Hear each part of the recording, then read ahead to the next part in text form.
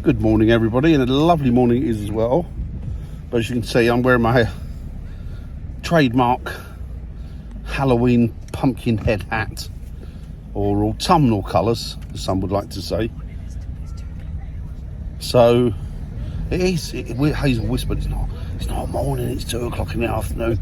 She is, but she's shattered the illusion, you see, and I'm not going to make another video to try and bring the illusion back round. I'm just going to go with it. But she's right, it is afternoon now. It's actually just gone 2 o'clock. It's 2 o'clock. We are off to Rye Harbour, because that's one place that we've not done. We've been here, we've been there every year for years, and we've come here every year for years, and we've not done Rye Harbour amongst some of the things we haven't done. There are still things we haven't done. So, what's at Rye Harbour, Hazel? I don't know. Boats, probably. Boats? Is there a cafe, the canteen, or a cafe?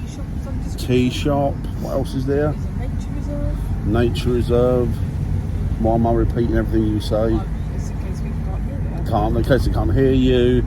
Anyway, there's lots and lots of stuff. Well, there's stuff to be had there, and it's very historical. So we'll go and judge for ourselves. It could be crap. It could be crap indeed. But I've read a few bits of bump on it, and it seems to be a-okay. We'll find out when we get there. Speak to you in a bit.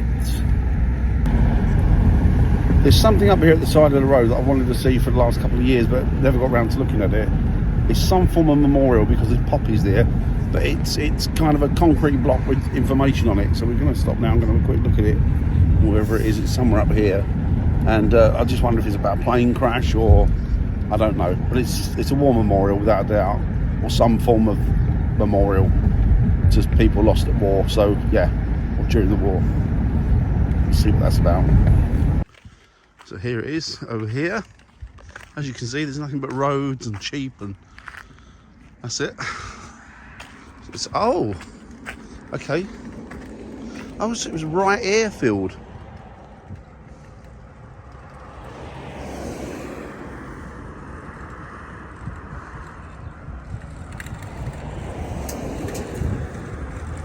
So that must be it there then. It must be somewhere in there, I'm guessing.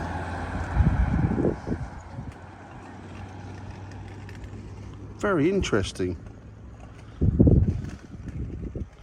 I thought it might have been a personal one or a personalised one, some sort of air crash, but yeah. You take it for granted, but the amount of airfields we had in this country, flying sorties or people flying sorties from them during the war, was phenomenal. Particularly around sort of the East Anglian area, which is coastal to Europe. But yeah, pretty amazing. Fantastic. And still honoured today, as should be. Thank you, brave men and women, for all you gave. There we go. Let's go to Rye Harbour, as you can see. Nature Reserve and Discovery Centre. Up there somewhere beyond the tree line.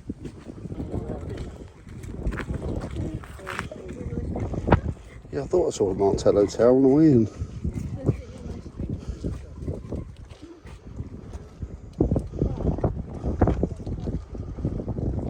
And the Discovery Centre, you can just see it over there. Very beautiful here. Very open though, very flat. But nonetheless, very beautiful. Anyway, onwards.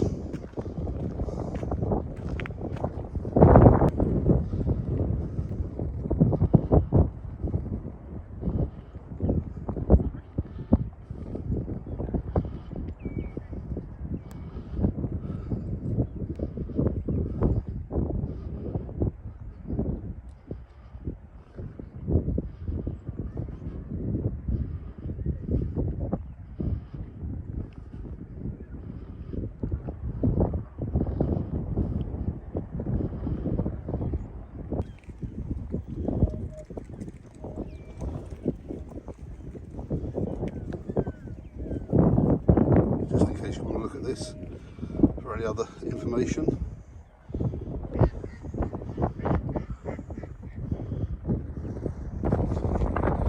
So here we are, Rye Harbour Discovery Centre. Interesting. Let's have a little look.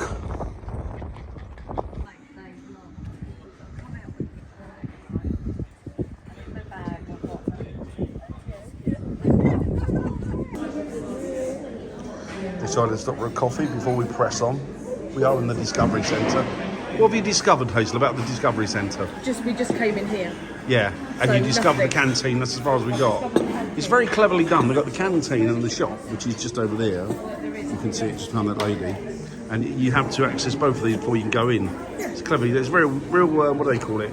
Marketing strategy. Sneaky. But nonetheless, I was ready for a coffee anyway, so yeah. Have this and then gulp this down and crack on with it. There's a shop through there, you can see lots of goods and wares to buy. Lots of tap for kids.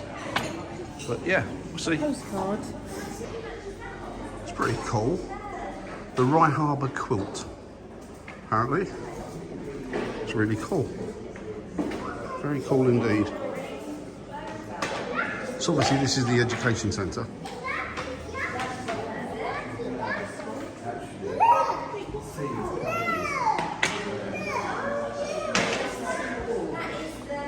Okay.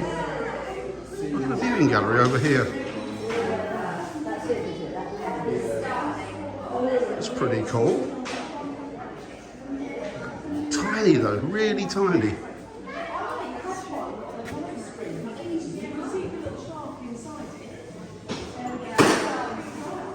Those ugly windmills over there by the coastline, although I don't really mind the look of them too much, but when they're in excess like that, to me it makes the coastline look, it uglifies the coastline. These are the type of books that my mum and dad used to get me as a kid. I used to love the adventure books.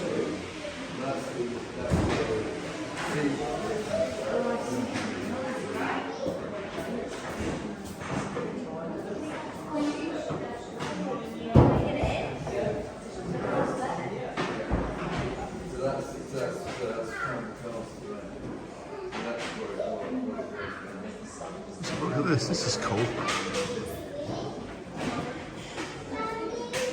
What have you found? About tides and seasons. Cool.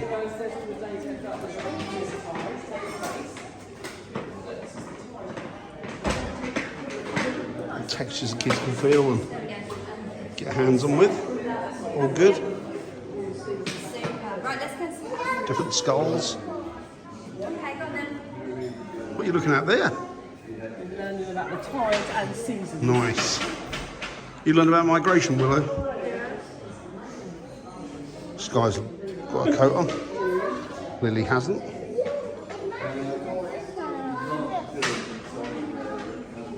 It's pretty cool in here, isn't it? It's only tiny, but it's all right.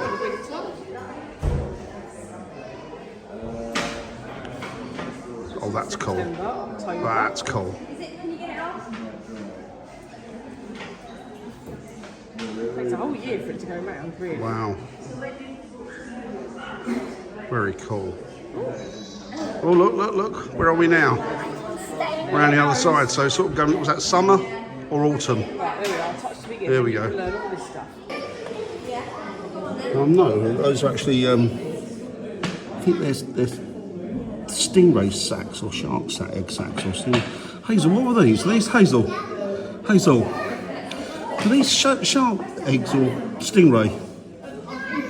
Either, aren't they? I know they're one. Oh, mermaid's purse, there you go. Mermaid's purse is what they're called.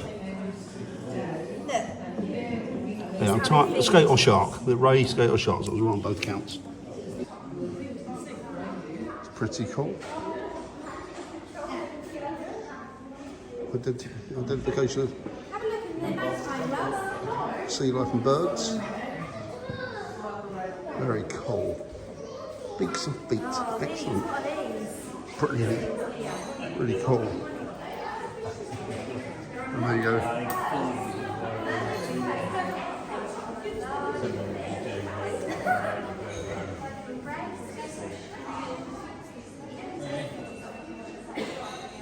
Fantastic view, look at that. How's that for photography, Hazel? Willow? It's cool, isn't it? Super cool.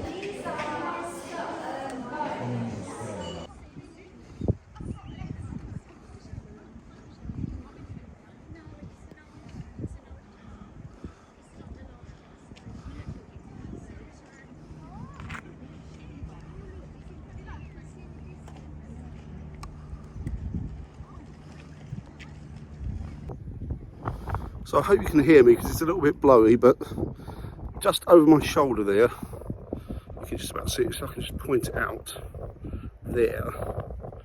That is a Marcelo Tower, and they were built in the 18th century, and they were built as defences against the French, France, because obviously this is coastal, so this is all open. And right, I don't know if you can see it, just over my shoulder, just there, that is the Marcelo Tower, and those were constructed in the 18th century on the seawall or by the coast, right on the coast, and they were to protect England against the flurry of French ships coming over and attacking.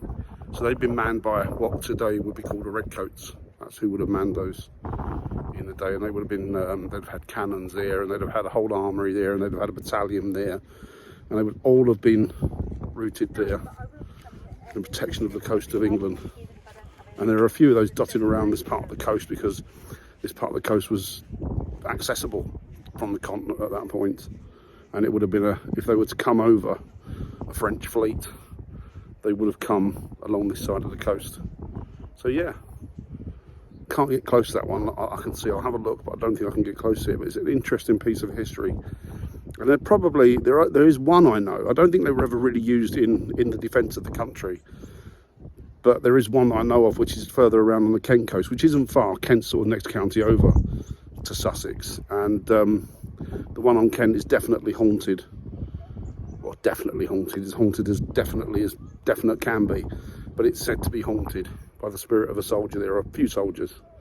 But as far as I know, there was never any shots fired in anger from these. There you go. Certainly not, maybe with cannon, but there wasn't any hand-to-hand combat or any fighting from these. It's an interesting part of our history, though. So there it is. There's the Marcelo Tower. Got a good angle on it now. And that was put there for the defence of the English coastline back in the 18th century. The thing is, as well, is that the Battle of 1066, which is Hastings, which is just up the road from here, this would have been the coastline that